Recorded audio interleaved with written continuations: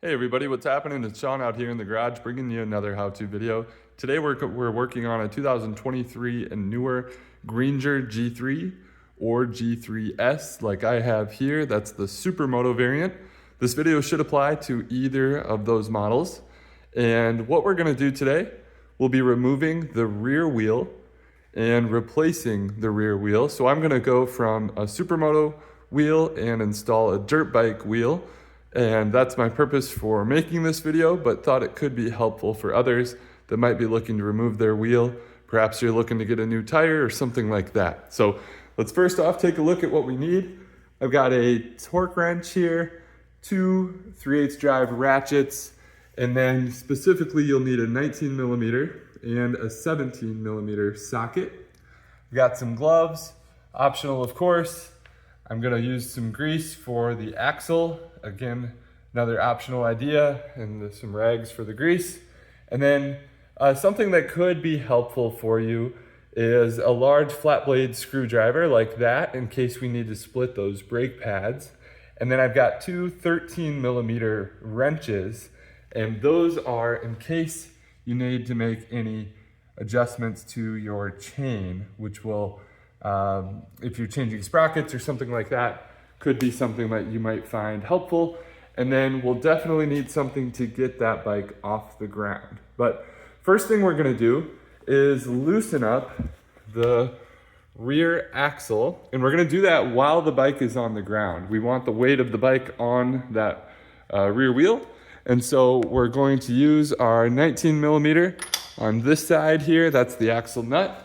And then we've got our 17mm there on the axle itself, and we will crack those loose. We're gonna go counterclockwise to loosen up the rear axle. With that rear axle nut loose, we can remove it from the bike. And as you can see, I've now got the bike on the center stand, so it is removed or up off the ground, and we should be able to simply pull that rear axle out. You can kind of push on this side. If you're really fighting it, it may help to have a mallet or something like that to push it through. But with the weight off the axle, it should be able to slide out just fine. Once you've removed the axle, you might notice that the chain adjuster blocks might slide out or the wheel spacers. That's perfectly fine. Just get those, set them out of the side. And here on the bike, what we're gonna do next is we're gonna pull this rear rotor out of those brake pads. You can see it's most of the way, but not quite all the way out. And we also need to get the chain off the sprocket. So I like to start on the sprocket side. I'm gonna push the wheel all the way forward as far as I can. And then I'm gonna pick the chain up, if you can see there under that chain guard. Pick the chain up, kind of work it off the sprocket, and I like to use the swing arm to kind of assist me as a hanger there. Now that we've got the chain off the sprocket there, now we can roll that rotor straight out and back from the gap there in the brake pads, and we've got our wheel removed. Now with the rear wheel removed, it's a good opportunity to clean all your parts. So I did go and use a rag and wipe down the rear axle. I cleaned up the spacers on both sides. And then I did take some of this multi-vehicle grease and I put a light, thin layer along the axle.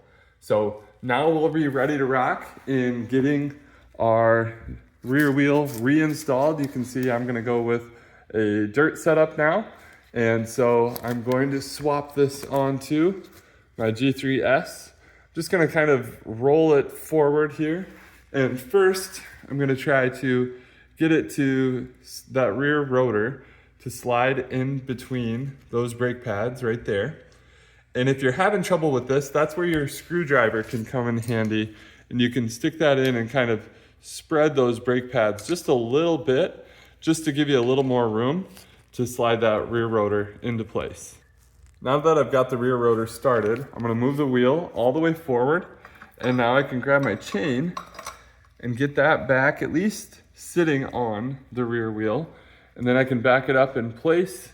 And don't forget, you need your rear wheel spacers. The longer one is gonna go on the sprocket side, and the shorter one here is gonna go on the rotor side. Okay, you can see I was able to get the axle in. See the wheel spacer at both sides, rotors in the pads. We're good to go. One thing that I did have some trouble with is getting those wheel spacers in. You do need to have them both in the right place at the same time. And I used a little dab of grease on the inside of the wheel spacer just to help get them to stick. Like I said, they are not captive, so they will fall out easily. It did take me 2 or 3 tries to get this rear wheel in place with the wheel spacers in the right spot.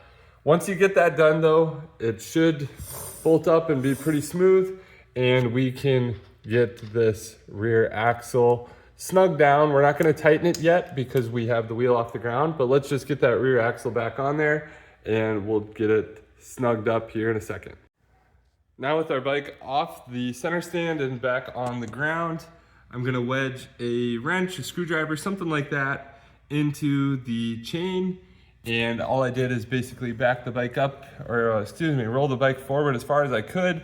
And that'll help suck up the axle to pull it as far forward as we can on both sides. And now we can tighten this axle nut to 40 pound-feet of torque. That's the called out spec. So we're gonna tighten that rear axle nut to 40 pound-feet.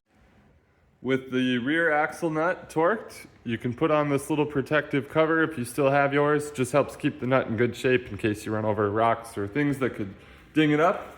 And then we'll come over here, last but not least, we'll pump up that rear brake, make sure those pads have grabbed around that rotor. And that's all you need to remove and reinstall the rear wheel on your Greenger G3 or G3S electric dirt bike. If this video was able to help you out, please like and subscribe for more how-to videos, and check out my others for the G3. Thanks guys, take care.